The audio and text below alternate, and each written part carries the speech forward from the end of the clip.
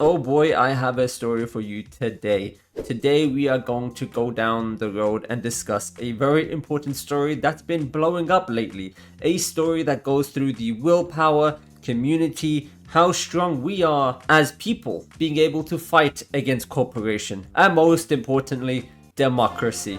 So, if you do not know what I'm talking about, I'm going to tell you just how a game and its community fought back against greedy corporations. Does this sound familiar? Probably does. Yeah, because we had a boycott recently and it didn't go so well. So let's talk about it because there are a lot of parallels here, and I gotta give my hat off to the Helldivers community because they did what we couldn't. Now let's look into it because there's a lot of important things I want to share with you. So, if you have been living under a rock, there was a small game called Helldivers 2. Funny side note, I played Helldivers 1 way back in the day, absolutely loved it. So the success these guys got from their sequel is absolutely well deserved. Great game, 10 out of 10. End of the review.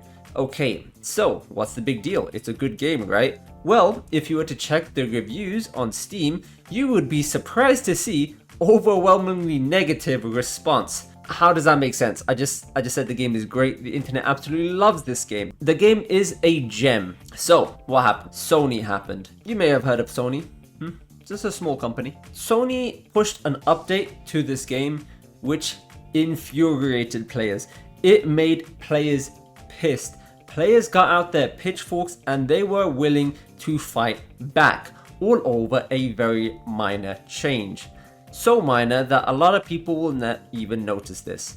What was this change they were talking about? So this very small change was you had to link to a PSN account to play the game, not really changing anything about the gameplay. The game was completely unaffected. So what's the big deal? Well, at first glance it does not seem like a big issue until we actually take a deeper look, because oh boy, this was a scummy tactic. Now, with the massive success of Helldivers 2, Sony just needed some of that money because games are all about money. So with being able to link your PlayStation account to Helldivers, this is done for monetary gain, with them being able to get your foot into the door into the PlayStation ecosystem. Now having a PlayStation account being a requirement, more signups, more data for them to use and sell. Corporation stuff, you guys know how it is, okay? They can sell your data. Besides, I don't really like Sony anymore. They did have a big security breach a long time ago. Probably not relevant anymore, but Sony's not really one of my favorite companies anyway. So, not really a big deal, even still with all this stuff. You know, it's a win-win. Get to play your game and Sony gets a bit of extra cash to use. Gets a bit of extra cash by having more data which they can use to go to shareholders or whatever they do all this business crap to. I do not care at all. But do you know what I do care about? The fact that this made a completely large portion of players unable to play the game. Why? Because you actually can't make PSN in some countries. Kinda surprising, and it's not something that is very well known. Like, I just found this out. I think PSN is only available in 79 countries. Feel free to fact check that. I know it's around that number, 70 something. And last time I checked, there's a lot more than 70 countries out there. Probably like 1,000 countries. Who knows? So this basically meant players paid for the game, played the game. Sony's like, how about you make a Sony account, you know, just because we notice a lot of people are playing this game, you know, we might as well take a piece of this pie, get something out of it for us, locking up the game to players who already spent $40 having no access to the game. Literally nothing they can do about it. Permanently basically lost the game. And was Sony in the wrong for doing this? Of course, 100%.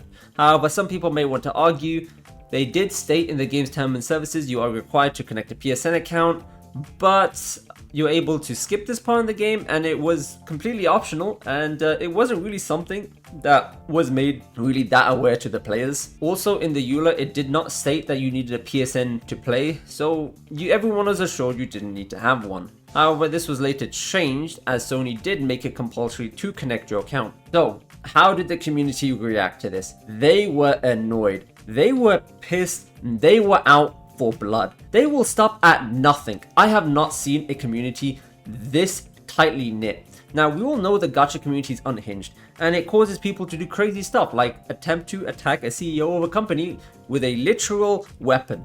But no, that's insanity somewhat. This is a group of people being united.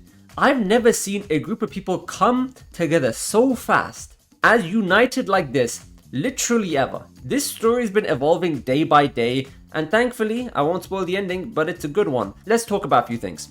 So, for democracy, they decided to band together and raise a massive stinker across all platforms. Seriously, you couldn't open the internet without seeing someone talk about it. The Steam game got review bombed. I think it was 200,000 reviews. Massive, mostly negative reviews. You had that classic red, mostly negative review sign. People stopped playing the game, started asking for refunds, and they basically started to complain. Here are some funny Reddit comments I will share with you. So now since I need to link my PlayStation account, it means I can play on both PlayStation and PC with one copy, right? Right? No, F you, PlayStation support. Sounds very anti-democratic. Guess that democracy was a facade. The democracy is managed. This is Democracy Manifest. And we also have a whole bunch of hilarious Steam reviews, but here's one of them. This is one review. The way people tackle this story is absolutely hilarious. The automatons have taken over Sony headquarters. I absolutely love this one. And what's even funnier is the reviews after this all finished. We'll get into that later on. So did this work? Yes, it did, surprisingly, which is absolutely hilarious because I remember when I was encouraging people to speak out in terms of the Genshin situation, and everyone agreed that the Genshin game was in a mess and we deserve better, yada yada yada. It was a resounding yes from the community saying we do need change, but everyone said complaining does not work. Companies are too powerful, they are too big, they don't listen to players, because that's why we got in this situation as a whole. Companies don't care, and your voice is meaningless.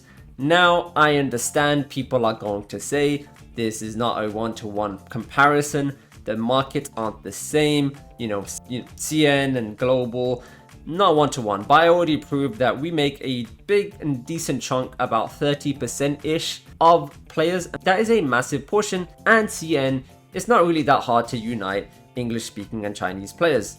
Google Translate's a thing. But we're not going to talk too much about that right now, because on May 6th, something big happened. Sony posted a tweet. Helldiver fans, we've heard your feedback on Helldivers 2 account linking update. The May 6th update, which would have required Steam and PlayStation Network account linking for new players and for current players beginning May 30, will not be moving forward. We are still learning what is best for PC players, and your feedback has been invaluable. Thanks again for your continued support for Helldivers 2, and we will keep you updated on future plans. This means all that noise and complaining work. We could take away a few things that we can apply to Genshin as well as Hoyoverse as a whole. Now, PlayStation made a mistake. The players lashed out, they went crazy, they get their pitchforks and they fought back.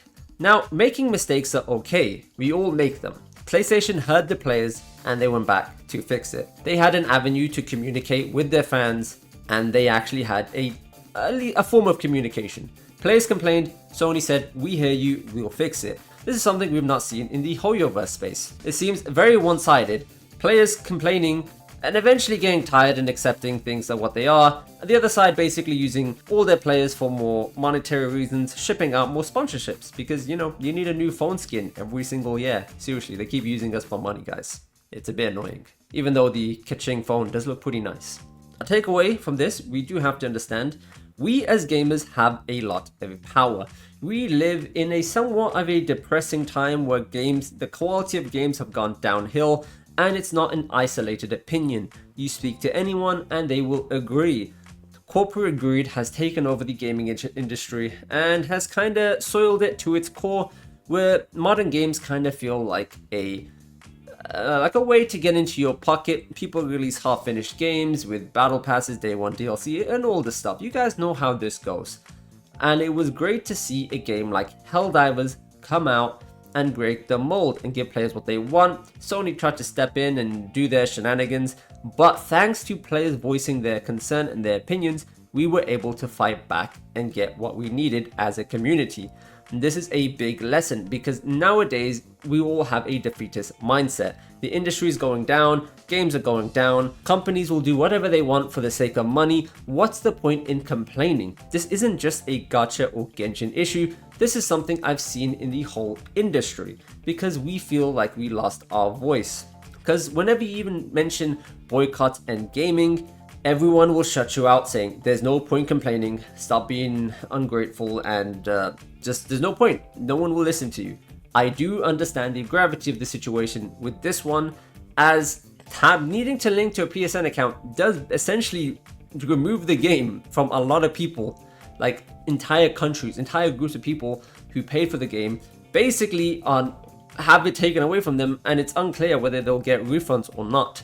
So I do understand the severity of the situation, but the fact still remains. If players did not complain to the extent that they did, they would have gotten away with it. It's a fact, they would have. If they didn't act divisively, united, and in one swift action with one clear goal, it would not have happened.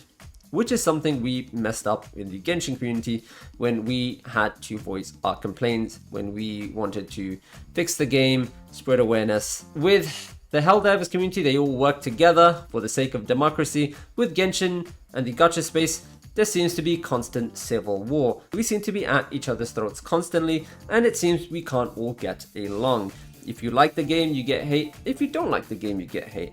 If you enjoy the game, people make up reasons why you shouldn't enjoy the game, vice versa. I can talk about this all day, but I have not seen such a divided community. Seriously, CCs will attack other CCs for just enjoying the game. What kind of world is this?